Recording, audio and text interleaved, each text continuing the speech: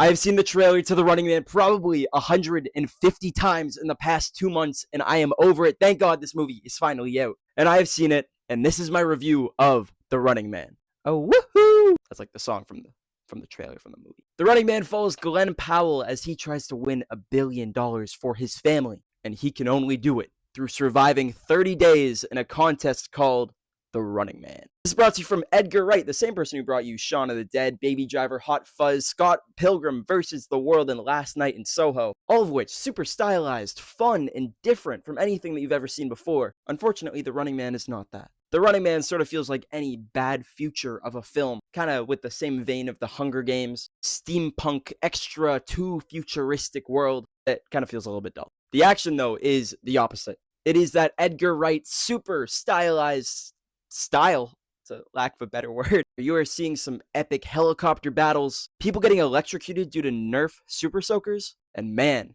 this guy can run. Almost like the movie's called The Running Man. The acting is also great. A lot of people are hating on Glenn Powell for some reason right now, but he is fantastic in this. Coleman Domingo is just a bundle of charisma, and Josh Brolin gives one of his best performances since.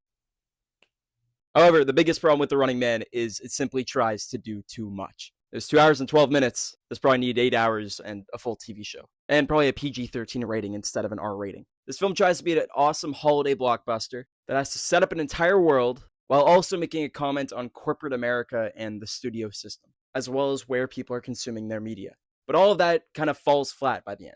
And it leaves you just thinking, was this worth the watch after you're done watching it? Which I think if you're an Edgar Wright fan and a fan of fun action, then yes, this is a good film. But this is definitely the least Edgar Wrighty film of his entire repertoire. Stewie reviews The Running Man 6.8 stars out of 10. Let me know in the comments down below, have you seen The Running Man? What exactly do you think of it? And of course, make sure to follow and subscribe to Stewie Reviews because I have so much more content coming your way.